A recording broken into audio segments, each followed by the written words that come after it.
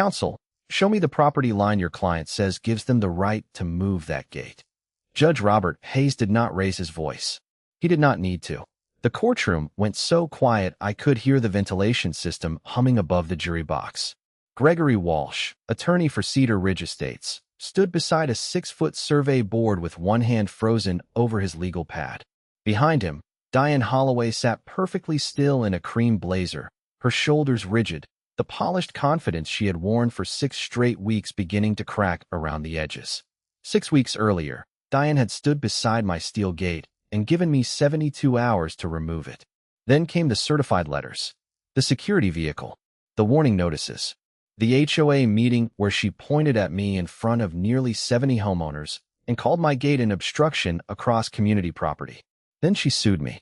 Now Judge Hayes was asking her attorney one simple question. Where did Cedar Ridge's property actually begin? Gregory looked down at his documents. Diane leaned toward him and whispered something. My attorney, Emily Carter, did not move. She simply rested one finger beside the sealed survey lying on our table. Because we already knew what Cedar Ridge apparently did not. The red boundary line on that survey was not 6 inches away from where Diane claimed it was. It was not 6 feet. It was 21 feet.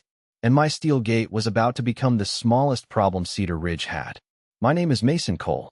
I am 46 years old, and I own 14.2 acres bordering Cedar Ridge Estates.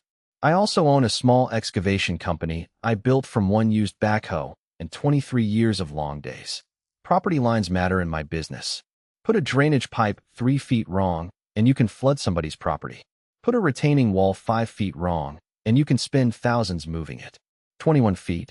21 feet can change everything. But 6 weeks before that courtroom went silent, I had no idea how important those 21 feet would become. It started at 7:14 on a cold morning. I was beside my steel gate adjusting the lower hinge when tires crunched along my gravel drive. A gray sedan stopped. A process server stepped out carrying a thick envelope. Mason Cole. That's me. He handed it over. County Court seal. Cedar Ridge Estates Homeowners Association versus Mason Cole. I read the first page standing there with grease on my gloves. Cedar Ridge wanted a court order forcing me to remove my gate and recognize permanent community access across the disputed strip. Across the road, a white SUV sat idling. Diane Holloway was behind the wheel, watching me. She stayed there like she expected me to read 20 pages of legal paperwork, panic, grab a wrench, and start dismantling my own gate. Instead, I folded the complaint under my arm and finished tightening the hinge. Steel clicked against steel. Then something beside my right boot caught the morning light. A rounded piece of iron barely an inch above the dirt. I crouched and brushed away the soil.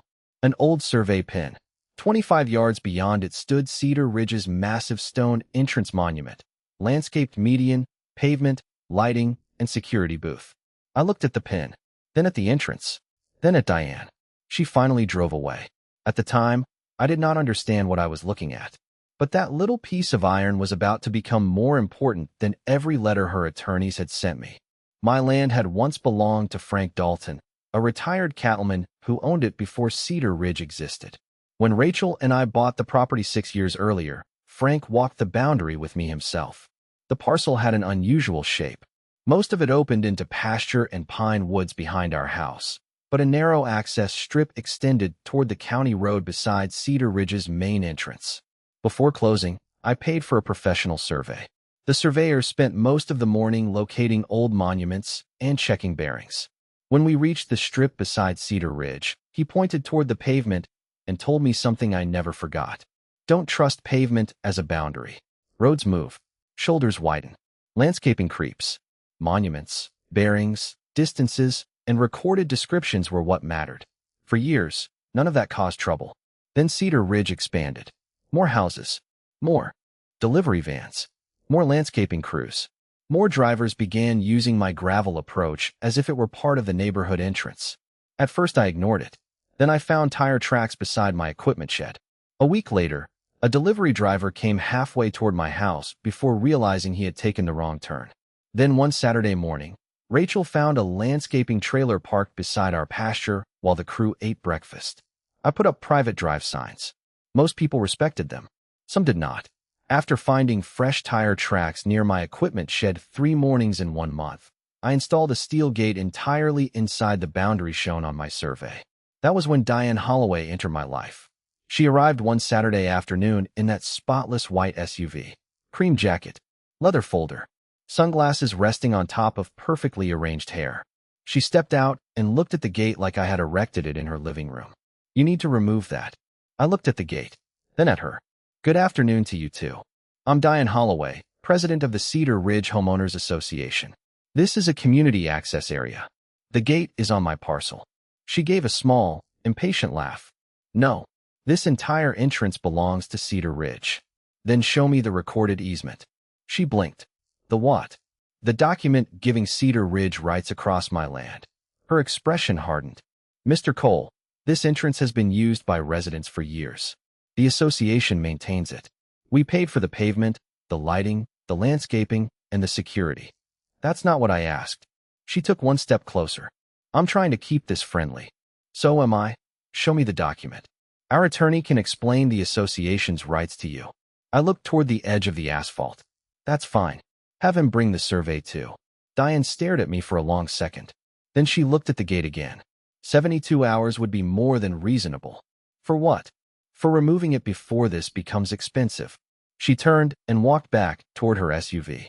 That was the first time she threatened me with money. It would not be the last. 3 days later, a certified letter arrived from Gregory Walsh. The envelope was thick, the language polished, and the message underneath all of it was simple. Remove the gate within 72 hours or face legal action. I stood at the kitchen counter reading it while Rachel poured coffee behind me. "Can they actually order us to do that?" she asked. "They can order paper to say almost anything," I said. "That doesn't make the paper a property line." I responded with one request. "Show me the recorded easement, deed reference, plat number, or other document establishing Cedar Ridge's rights across my parcel." Gregory's answer included none of them. Instead, it talked about historical community use, association maintenance, and established access. Then the pressure campaign started. A private security vehicle began appearing near the entrance. A sign went up beside the landscaped median, "Primary Cedar Ridge Access." A notice was attached to my gate accusing me of creating a safety concern. I was not even a member of Cedar Ridge. Their HOA had no authority to issue violations against me. But Diane understood that official-looking paper did not always have to be enforceable to be effective. Sometimes it only had to make resistance feel expensive. One afternoon, I came home to find Diane standing near my gate with a security guard. She was photographing the hinges. "Can I help you?" I asked. She lowered her phone. "We're documenting the obstruction. You're standing on my driveway. We're documenting association property." I looked down at her shoes, then toward the iron pin several yards away. "That's an interesting choice of words." Her smile disappeared. "You really want to fight an entire association over a gate?" "No, Diane. You want to fight me over a gate." The security guard looked away. Diane stepped closer.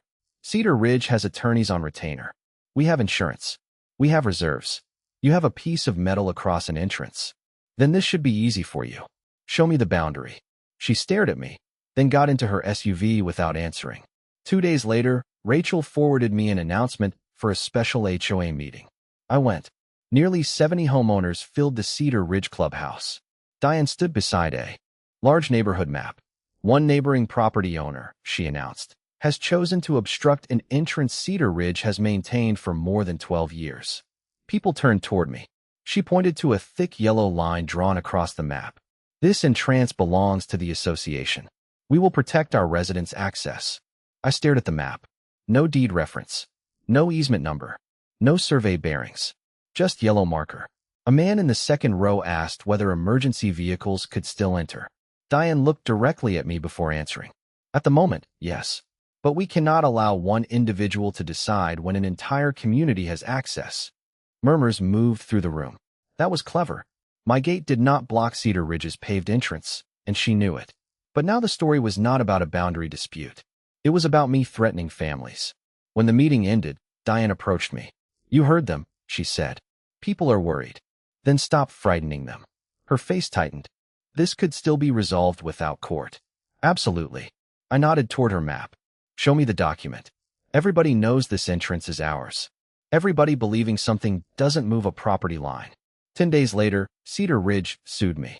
That's when I hired Emily Carter. Emily specialized in property disputes, and she had the unsettling habit of going completely silent whenever she found something interesting. She studied the complaint, my deed, and my closing survey for nearly 20 minutes before speaking. Mason, don't assume this is simple. Not exactly what I wanted to hear. She explained that ownership and access were separate questions. I might own the strip and Cedar Ridge might still try to establish some enforceable right to cross it. They're going to use this to establish history and control, Emily said. So my deed isn't enough? Your deed tells us what you own. It doesn't automatically answer every question about who may have a right to cross it. That distinction followed me home. For 23 years, I had worked around property lines because property lines were supposed to be the simple part. Locate the monuments. Check the bearings. Measure the distances. But access rights lived in paperwork, history, agreements, and details most people never thought about until somebody challenged them. She even replaced the temporary sign with a heavier metal one, primary Cedar Ridge access. Emily requested the recorded easement Gregory kept referring to indirectly. What came back was a subdivision plat, title documents, old meeting minutes, and stacks of maintenance records. There was no clean recorded easement matching the entrance as it existed on the ground. There was no deed conveying my access strip to Cedar Ridge. Then Diane escalated again. A letter arrived claiming the gate could interfere with future emergency access and warning that Cedar Ridge would seek recovery of legal fees if it prevailed. Rachel read it twice. They're trying to scare us. It's working, I said. She looked at me. I had not meant to admit that. That evening, Rachel asked the question I had been avoiding. What happens if fighting them costs more than the gate is worth? I looked toward the window. Beyond the dark pasture, Cedar Ridge's entrance lights glowed through the trees. Then it was never about what the gate was worth. She understood. If they could manufacture authority over that strip simply by spending more money than I could, the gate would only be the beginning. One night after midnight, Rachel found me sitting at the kitchen table with my closing survey spread between two coffee mugs. I had read the legal description so many times that I could almost recite it. You've been staring at that thing for hours. I don't think the survey is wrong. I traced the western boundary with my finger. I think something outside is wrong. The next morning, I called Frank Dalton. I explained the lawsuit, the gate, the maintenance records, and the missing easement. Frank went quiet. Then he said something that changed the entire case. Mason, I may still have the survey from before Cedar Ridge was built. 47 minutes later, he called back. I found it. I drove 28 miles to his house. Frank met me in his garage carrying a dusty cardboard survey tube. We unrolled the old paper across his workbench. There. It was. His original parcel. The neighboring tract that became Cedar Ridge. And a proposed entrance corridor connecting the future subdivision to the county road. I checked the scale, then checked it again. The proposed entrance was not where Cedar Ridge's entrance stood today. It was farther east. How far? Frank asked. I measured it. My stomach tightened. About 21 feet. Frank looked at me. That's not close. No, it was not. Do you remember anything about construction? I asked. Frank leaned against the workbench. I remember them moving equipment around after a storm. The original approach was muddy. One of the contractors asked whether they could stage equipment near my strip. I told him temporarily. I never sold them anything. Did you sign an easement? No. Did anyone pay you for land? Not $1. I photographed everything and called Emily from Frank's driveway. For several seconds, she said nothing. Then, bring me the original if Frank will allow it. And don't say anything to Diane. By the next morning, Emily had hired Nathan Brooks, a licensed land surveyor with almost 30 years of field experience. 2 days later, Nathan arrived at my property with electronic survey equipment, a metal locator, orange flags, and my deed description. I stayed behind him while he worked. Near the asphalt, the locator started pulsing. Beep, beep, beep. Nathan crouched beside the iron pin I had noticed the morning the lawsuit arrived. He cleaned around it, took a reading, checked his equipment. This matches the monument called for in your deed. Then he searched for the second marker. It took almost 20 minutes. Another reading, another match. Nathan sighted between them. I followed the invisible line with my eyes. And suddenly I understood. The boundary did not run neatly beside Cedar Ridge's entrance. It ran through it. Nathan kept measuring. The line crossed part of the paved entrance lane, then the landscaped edge, then the western section of Cedar Ridge's massive stone monument, then part of the security booth. I stared at him. Check it again. He did. Different setup. Same result. Then he checked a third reference point against county control data. Same result. How confident are you? I asked. Nathan looked back at his equipment. Enough that I'm going to put my seal on it after I finish the calculations. A white SUV approached. Diane. She slowed when she saw Nathan's tripod and the orange flags. Her eyes moved from the equipment to me. She rolled down the passenger window. What are you doing? Surveying. Why? I thought you'd be happy. You've been asking me to take the boundary seriously. Her eyes moved toward an orange flag planted beside the stone monument. Those markers shouldn't be there. Nathan looked up. Ma'am, please don't disturb the flags. Diane's head snapped toward him. Who are you? Nathan Brooks. Licensed surveyor. For him. For the property. That answer seemed to irritate her more. She looked at me. This doesn't change the association's rights. Maybe not. I nodded toward the equipment. But at least now we'll know where those rights are supposed to start.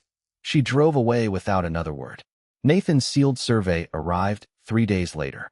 The red boundary line looked brutal on paper. Emily studied it beneath the white light over her conference table. We know where your property is, she said. Now I want to know how their entrance ended up on it. I wanted to send the survey directly to Diane. Emily stopped me. No. Right now she thinks she knows the facts. Let her keep talking. Why? Because if Cedar Ridge made a construction mistake 12 years ago, their records may show it. And if Diane makes absolute claims before seeing our evidence, those claims may matter later. Discovery became an excavation job performed with paper instead of machinery.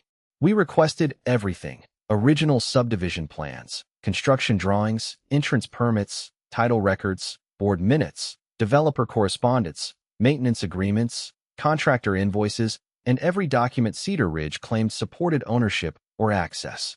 Then Emily stopped. Mason. She rotated an old permit toward me. It had been issued 12 years earlier for Cedar Ridge's stone entrance monument. Attached to it was a site sketch. We placed Frank's survey beside it. The planned monument. Location matched almost perfectly, 21 feet east of where the monument actually stood. The permit also required the applicant to verify property ownership before construction.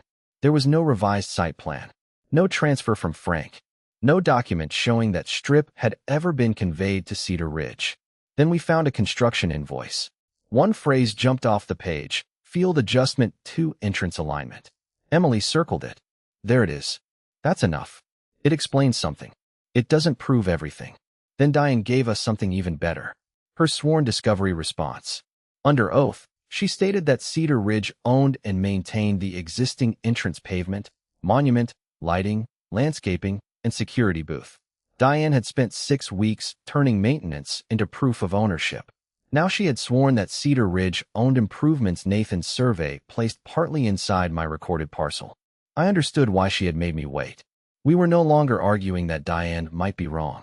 We could show how the mistake likely happened and how Cedar Ridge had spent 12 years maintaining it without correcting the underlying record. Don't contact her, Emily said. Don't move the gate.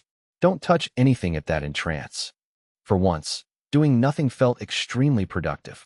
One afternoon, Thomas Keller, a Cedar Ridge board member I recognized from the clubhouse meeting, stopped beside my gate while I was unloading pipe from my truck. Are those survey flags? He asked. They are. He looked toward the monument.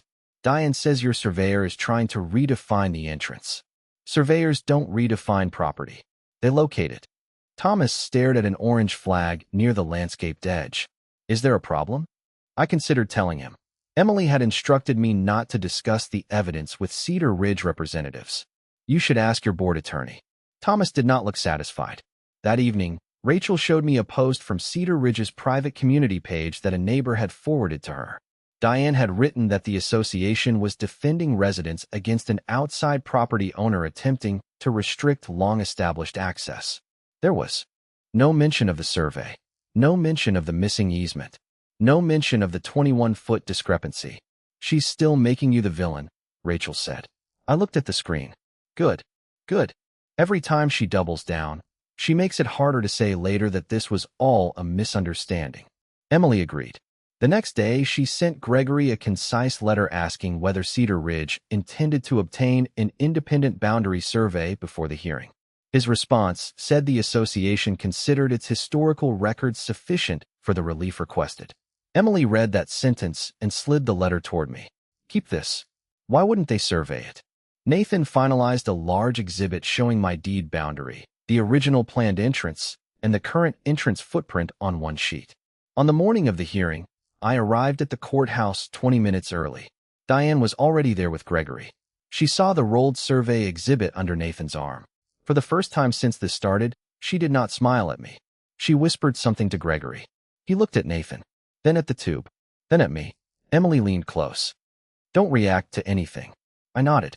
The courtroom doors opened. 6 weeks of threats, letters, meetings, and paperwork were about to come down to a red line on a whiteboard. Gregory began exactly where we expected. 12 years of maintenance. Landscaping, lighting, pavement repairs, security, thousands of residents using the entrance. Photographs appeared showing school buses and delivery trucks passing the stone monument. Cedar Ridge has openly maintained and controlled this entrance for more than 12 years, he told Judge Hayes. Mr. Cole's recently installed obstruction interferes with a long-established community access point. Emily let him finish. Judge Hayes glanced toward her. Ms. Carter. She stood. We do not dispute that Cedar Ridge maintained improvements at the entrance, Your Honor. Gregory looked almost pleased. Then Emily continued.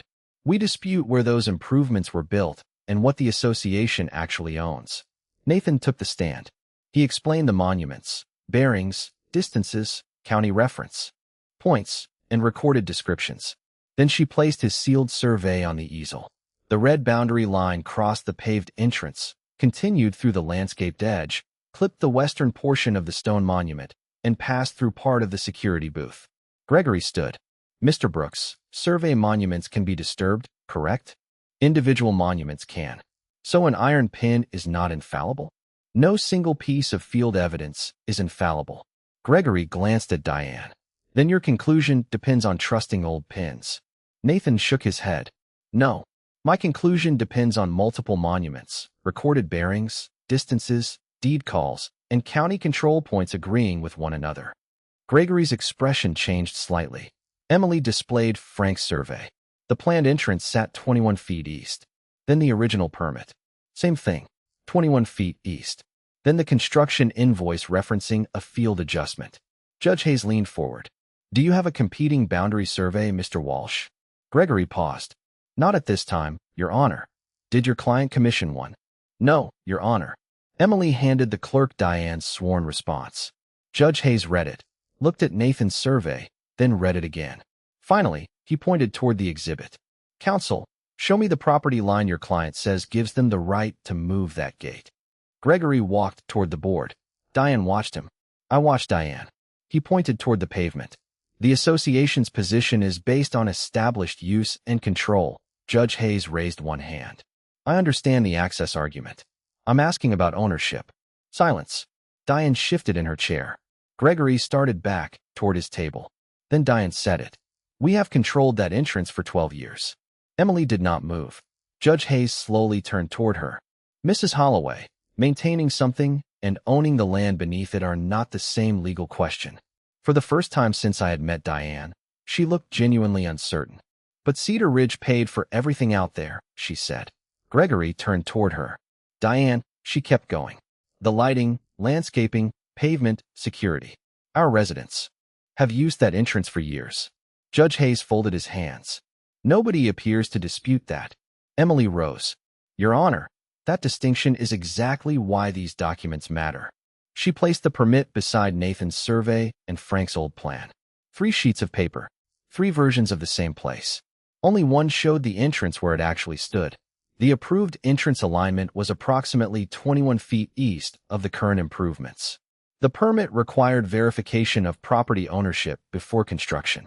No revised site plan has been produced showing authorization to shift the entrance onto Mr. Cole's parcel. She placed the construction invoice beside them. There is, however, a contemporaneous reference to a field adjustment to the entrance alignment. Judge Hayes read the highlighted line. Was any portion of Mr. Cole's strip conveyed to the developer after this adjustment? Gregory flipped through his notes. We have not located such a conveyance.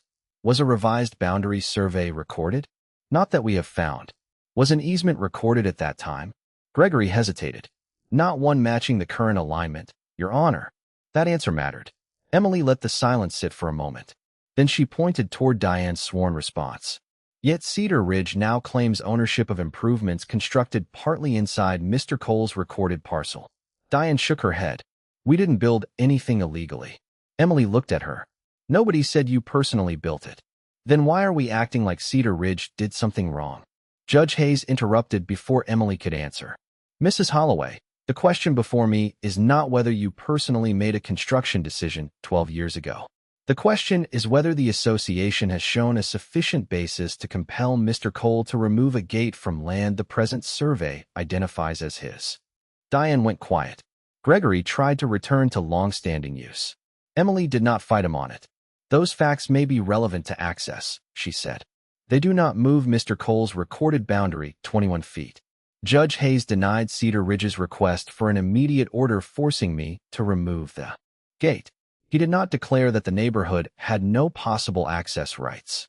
Instead, he ordered the parties to address access separately from ownership and made clear Cedar Ridge could not simply label my land association property without evidence. My gate stayed, but Cedar Ridge suddenly had a much larger problem than a steel obstruction. Outside the courtroom, Diane walked ahead of us so quickly that Gregory had to call her name twice. She never looked back. 2 Cedar Ridge board members stayed behind. One was Thomas Keller. He approached Emily near the elevators, then looked at me. I need to understand something. If Mr. Brooks's survey is correct, are you saying part of our entrance is actually on Mason's property? Emily answered carefully. The recorded boundary needs to be respected. Thomas rubbed one hand across his forehead. There are 192 homes in Cedar Ridge. I know, I said. I'm not trying to keep anybody from getting home. He studied me. Then what do you want? I want the record corrected, I said. And I want Cedar Ridge to stop calling my land theirs. Thomas nodded slowly. And the entrance? People can get home. That was never the fight. 2 days later, Cedar Ridge asked to negotiate. Diane did not attend. That told me almost everything I needed to know. The meeting took place in Emily's conference room on a gray Thursday morning. Thomas came with Gregory and another board member.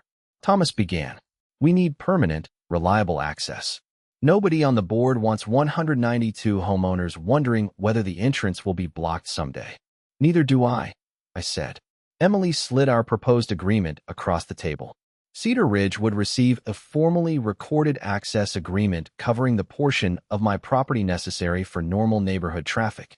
In exchange, the association would acknowledge my ownership of the underlying land, correct its maps and property records, stop claiming authority over my gate, and obtain written permission before making future changes inside my boundary. The existing monument and security booth could remain under defined terms. Cedar Ridge would reimburse my survey costs and an agreed portion of my legal expenses. Thomas looked at me. You could. Probably. Why aren't you? Because 192 families didn't move that entrance 21 feet 12 years ago. Their kids ride school buses through it. Their packages come through it. They drive home through it every night. I'm not interested in punishing them for an old construction mistake. Thomas leaned back. Then what was the point of all this? The point was that when I asked where the boundary was, your president told me everybody already knew. Nobody spoke for several seconds. Then Thomas picked up his pen. The board approved the agreement that week. 3 days later, Thomas called Emily with another update. Cedar Ridge had held an emergency meeting. Diane Holloway was no longer president. A few weeks later, Judge Hayes entered the agreed order. The county recorded the access agreement. Cedar Ridge corrected its maps. The stone monument stayed. The security booth stayed. Residents kept driving through the entrance exactly as they had before. And my steel gate? It never moved an inch. On a clear Saturday morning, she handed me a small metal plaque she had ordered. For the gate, she said. I read it and laughed. Private property. Access by recorded agreement. Subtle. I considered something less subtle. I carried it down the gravel drive and mounted it beside the gate, just a few feet from the old iron survey pin. I tightened the last screw and stepped back. Around 10 that morning, I heard tires approaching. A familiar white SUV. Diane was driving. She slowed beside the gate. Her eyes moved toward the plaque, then toward the iron pin, then toward me. For a second, neither of us moved. Now the county record said exactly what I had asked her to acknowledge from the beginning. I owned the land. Cedar Ridge had defined access rights. Those were two different things. I did not wave. I did not smile. I did not need to. Diane drove on. I listened until the sound of her tires disappeared into Cedar Ridge. Cedar Ridge had lawyers, letters, signs, maintenance records, 12 years of history, and enough confidence to sue me over my own land. I had a deed, an old survey, and a piece of iron barely sticking out of the dirt. Diane went to court expecting my gate to move. The gate stayed exactly where it belonged. The monument stayed. The neighborhood kept its access. Nobody lost the road home. But from that day forward, everybody involved knew exactly where Cedar Ridge ended and my property began. Because in the end, the only thing that needed to move was not my gate. It was the story they had spent 12 years telling themselves about where the line was. And maybe that was the part Diane never understood. A property line does not care how confident you are. It does not care how many letters you send, how many signs you install, how much money an association has in reserve, or how many years people have repeated the same assumption. Records still matter. Boundaries still matter. And sometimes one old survey pin can expose a mistake everyone else has treated like fact for years. So tell me this. If you were in my position, would you have signed a recorded access agreement and allowed Cedar Ridge to keep using the entrance? Or would you have required them to move the monument, security booth, pavement, and everything else off your property? Drop your answer in the comments. And if you enjoy stories where homeowners stand their ground when an HOA pushes one step too far, hit like, subscribe, and stick around. Because sometimes the smallest line on a survey creates the biggest fight.